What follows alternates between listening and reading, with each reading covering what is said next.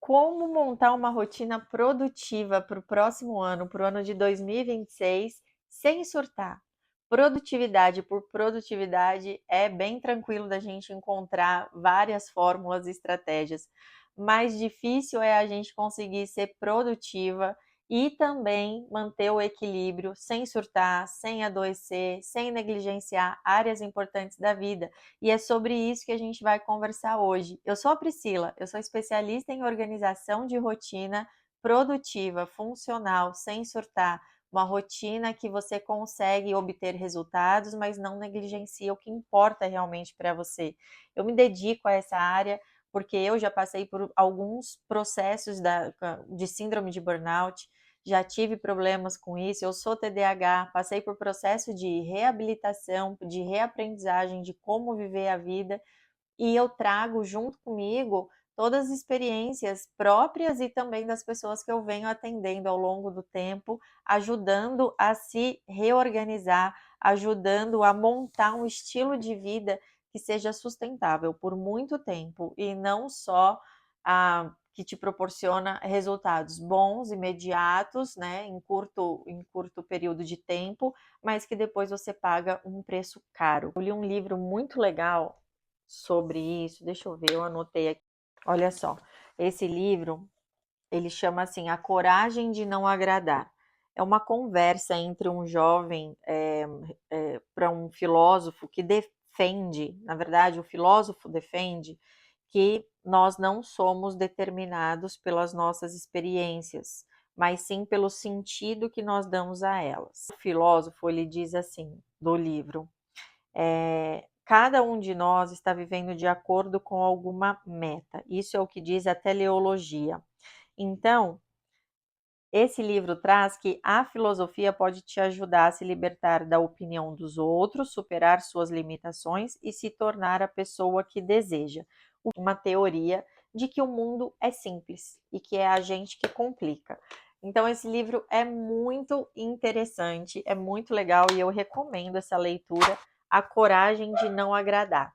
Se você tem dificuldade em organização de metas, de produtividade, de rotina, é uma literatura que pode ajudar a você abrir a mente e entender que o mundo pode ser bem menos complicado e a sua meta pode estar bem mais perto de ser alcançada por você do que você imagina. E sem enrolação, eu queria que esse vídeo ficasse bem prático para que você conseguisse visualizar o seu próximo ano e realmente pegar um papel e uma caneta agora e se sentir leve no final do exercício, focada, com clareza do que realmente você vai fazer e com a certeza de que você pode fazer o que você deseja fazer, certo? Então vamos lá. A primeira coisa que é indispensável é você identificar o objetivo principal, o que realmente você quer para o próximo ano. E o objetivo principal é algo grande mesmo, é um desafio que você vai enfrentar, ou que você já sabe que vai enfrentar, ou que você está escolhendo fazer isso, e olhar para ele, porque ele vai ser a sua bússola, ele vai guiar todas as outras áreas da sua vida. Então, identificar esse objetivo principal, seja ele uma mudança de carreira, o início de uma universidade, uma faculdade, ou o final, né, da faculdade, que também ocupa bastante tempo, pode ser seu ano que você está terminando de estudar, pode ser o ano que você vai casar. Então, esse é um objetivo gigante também, que exige muito planejamento e organização. Pode ser que você vai ter um bebê. Pipoca!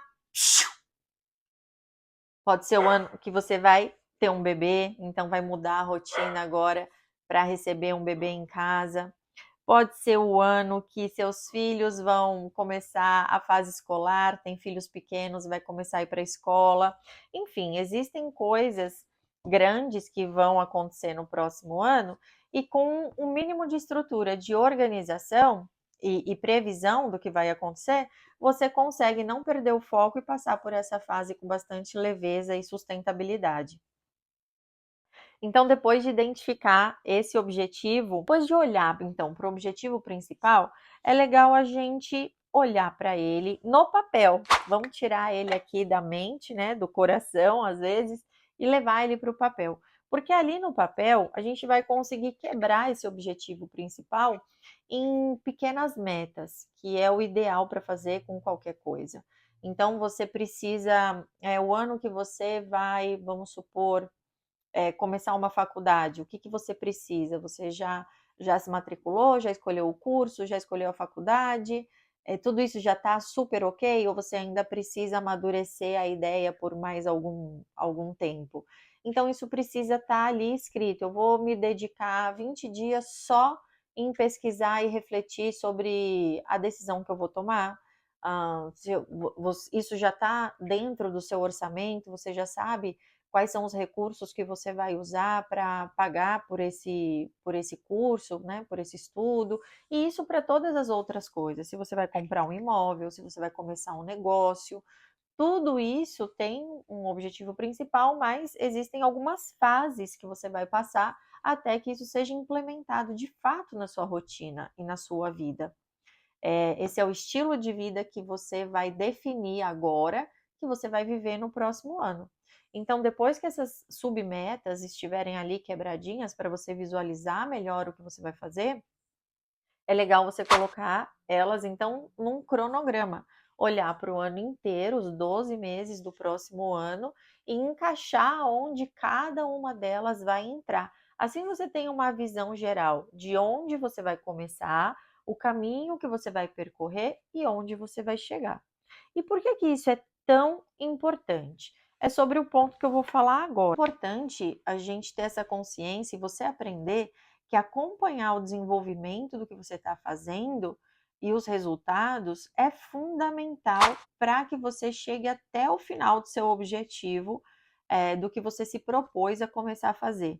A falta de acompanhamento, de resultados, de processos, faz com que as pessoas esfriem, desanimem e deixem de lado projetos que poderia sim estar dando certo, mas porque ela não visualizou nenhum resultado, ela deixou de lado. Isso não pode acontecer, porque a maioria das coisas, elas não te geram resultado de forma rápida. E nós, naturalmente, queremos ver resultados rápidos, porque a gente dedica tempo, dinheiro, esforço, e a gente quer ser recompensado por isso. E tá tudo bem, é natural a gente querer.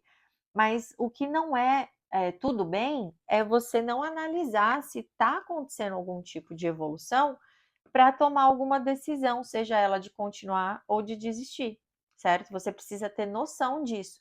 E quando você leva suas metas para o cronograma, você tem como fazer uma análise para você fazer o acompanhamento semanal, quinzenal, mensal, como você achar mais conveniente, mas ela tem que existir. E isso, num simples caderno, papel e caneta, você resolve, certo? Você vai pegar, vai colocar ali, ó, num caderno do seu planejamento do ano, 12 meses, o que eu quero fazer está aqui. Em janeiro, as minhas metas para alcançar são essas, fevereiro são essas, março são essas. Em março você vai lá, dá uma olhada para o trimestre e fala o que que avançou, o que que não avançou. Vai ter áreas que você vai estar mais adiantada e aí você pode segurar um pouquinho e dar atenção para outras que não estão. Enfim, é sobre isso que é sobre esse tipo de resultado que você vai ter acompanhando aí a sua meta, para você ter clareza se está dando resultado para você, se está fazendo sentido para você, sem se iludir e também sem ficar, às vezes, se cobrando demais por algo que está funcionando, mas pode ter uma vozinha interna aí te dizendo que não está, e contra fatos não tem argumentos. Se está feito, se está escrito, se você sabe que aquilo está gerando algum resultado, não existe vozinha contrária que vai te fazer pensar o oposto disso, certo? Então, depois de você identificar o objetivo principal, quebrar essas micrometas, distribuir num cronograma e criar um sistema de acompanhamento de resultados, a outra dica que eu deixo aqui, que é muito importante, mas muito importante, é o seguinte: para a gente realizar qualquer coisa na vida, a gente dispõe de alguns recursos. E um desses recursos é nossos recursos naturais humanos, que é a energia. Por exemplo, se você planejou ter um bebê, se o bebê vai nascer, você sabe já de antemão, porque não é diferente para ninguém, que vai ser um ano que você vai passar por mudanças no seu corpo, por mudanças na sua rotina, na sua vida de casada, hormonais, a privação de sono. Você já sabe antecipadamente que essas são questões importantes e recursos humanos importantes que você não pode negligenciar. Então, tudo isso tem que ser pensado antes. Dá para prever tudo? Dá para você viver super bem com tudo antecipadamente? Claro que não. Mas quando você sabe que essa é uma fase que vai passar e que você está sujeito a passar por isso e é um fato que vai acontecer, é muito mais leve, mais fácil lidar do que simplesmente ser pego de surpresa, porque não é surpresa, não deveria ser. Então, o que a gente tem que focar para atender esse seu objetivo? E aí, essa é a dica. Você não foca toda a sua energia somente nisso. Por mais importante que seja o objetivo principal, ele não pode reter toda a sua atenção ao redor dele. Todas as outras áreas da sua vida precisam estar funcionando.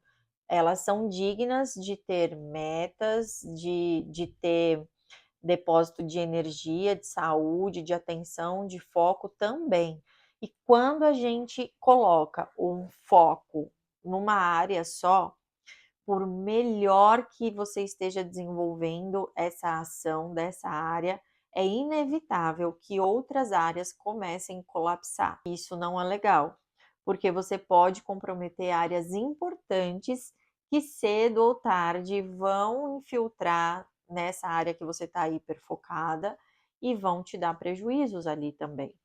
Então, se o seu objetivo principal, você identifica que ele está na área da sua vida profissional, é um objetivo grande profissional, é muito importante que você olhe para todas as outras áreas que não são profissionais para receberem atenção também. É importante você olhar que a sua alimentação, ela tem que estar equilibrada. Você não pode negligenciar os seus exercícios físicos. Você não pode deixar de colocar na sua agenda o seu check-up anual, mensal, dos acompanhamentos profissionais médicos que você tem ou deveria ter, o seu tempo de família, com amigos, interação social, generosidade, contribuindo para a sociedade. Todas essas outras áreas são importantes e se elas não estiverem no seu radar, no seu foco, assim como o planejamento principal, elas vão ser negligenciadas e vão trazer prejuízos. Hiperfoco costuma ser pior e trazer mais prejuízos do que distração. Por quê? O hiperfoco, ele consome uma energia vital muito grande e isso acarreta depois em doenças físicas e também psicossomáticas. Se a gente não tomar cuidado, um hiperfoco a longo prazo, ele vai te trazer prejuízos. Então, para a gente fazer um resumo de quais tarefas importantes precisam estar aí no seu planejamento do próximo ano, eu diria para você anotar agora aí o seguinte: você precisa ter tarefas de autoconhecimento, fazer leituras, escrita, desenvolver mais a sua habilidade cognitiva, tanto quanto física, além de habilidades de controle emocional. Porque não adianta a gente ter a cognição ok, o físico ok, se emocionalmente nós não temos controle, conhecimento, não sabemos nomear emoções, não sabemos estratégias de como conter emoções ruins, e as emoções podem paralisar qualquer projeto quando elas são mal geridas.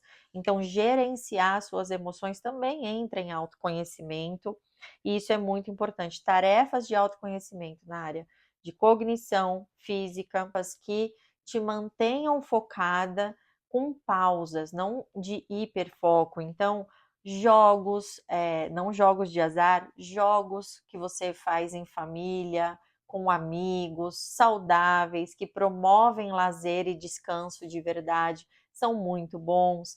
Fazer exercícios de descanso, meditação, trabalhar na sua respiração, fazer algum exercício físico que te mantém mais focado por muito mais tempo no presente, é um exercício que te ajuda no foco de todas as outras coisas da vida. Então, tanto os estimulantes quanto os de descanso, tudo que trabalhar no seu foco é muito importante e precisa estar presente na sua rotina. Tarefas de produtividade, tarefas que você se sinta produtiva e veja resultados em todas as áreas, área espiritual, área pessoal, área das suas finanças, tudo que estiver envolvendo coisas que você pode fazer e observar que está sendo produtivo, é legal fazer e colocar na rotina e acompanhar qual é o resultado que você está obtendo com isso. Atividade física, que a gente já falou, atividade de descanso real, não um descanso anestesiado, que é quando você, por exemplo, pega o celular e fica passando aleatoriamente por informações, ou então você assiste uma série, um capítulo atrás de outro, ali porque você está se anestesiando, está se alienando um pouco da realidade. Você percebe que quando você faz essas coisas, muitas vezes você sai disso com o corpo até mais cansado. Então, isso não é legal fazer. O descanso ativo é aquele descanso onde você tem a intenção de descansar, seja dormindo, fazendo um banho relaxante, uma massagem, jogando algum esporte com algum amigo, interagindo socialmente. Esse é um tipo de descanso que reenergiza, não suga sua energia, ele te devolve energia. A rotina produtiva de verdade, ela tem equilíbrio. A produtividade, ela tem que estar ligada à sustentabilidade. Não existe você pensar em estratégias de produtividade que acabem, que sejam temporárias. Isso não é produtividade. Produtividade é quando você estabelece um estilo de vida, um estilo de rotina que você pode pisar naquele solo por 1 ano, 2, 3, 4, 5 com segurança e com tranquilidade de que você está fazendo o que é certo para você, pelo que você entende.